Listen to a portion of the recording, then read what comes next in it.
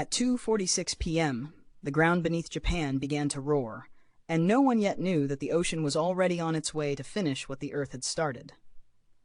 Inside the Fukushima Daiichi nuclear power plant, alarms flickered as the earthquake struck. The shaking was violent, relentless, but the reactors did what they were designed to do. Control rods dropped. Fission stopped. For a brief moment, it seemed like a crisis narrowly contained. Then the power went out. Emergency generators kicked in, humming with mechanical resolve.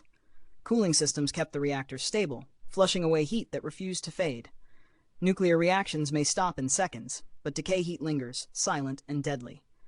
The plant was wounded, but alive. Out at sea, a wall of water was racing toward the coast. 40 minutes later, the tsunami arrived. It didn't crash. It erased. The seawall, built for a smaller imagination of disaster, was swallowed whole.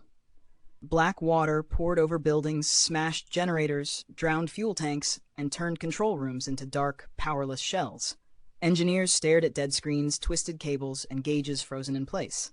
Cooling systems failed. Temperatures began to climb. Inside the reactors, the water level dropped. Fuel rods, once safely submerged, began to glow with unbearable heat. Hydrogen gas built up, invisible and explosive. Outside, residents were told to evacuate. Inside, workers stayed, men later called the Fukushima 50, walking into darkness, steam, and rising radiation. Then came the explosions. Buildings burst apart, concrete and steel blown outward as hydrogen ignited. White smoke rose into the sky, broadcast live across the world. The question wasn't just what happened, it was what happens next. Would the cores melt through containment? Would the Pacific be poisoned? Would this become another Chernobyl? The meltdowns followed, slow, hidden, unstoppable. Fuel slumped, structures failed, and radioactive water spilled into basements and tunnels. Engineers improvised with car batteries, fire hoses, seawater, anything that might buy time. Every decision was made under pressure, uncertainty, and the knowledge that some mistakes could not be undone. Days turned into weeks. The worst was eventually contained, but the damage was permanent. Entire towns were abandoned. Lives were uprooted.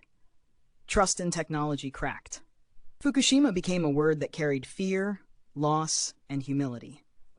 And when the crisis finally quieted, one truth remained. The disaster was not caused by a single failure, but by the belief that nature could be fully predicted, fully controlled. If this story moved you, please like, share, and subscribe, and leave a comment below. Your support helps these stories reach further and keeps history from fading into silence.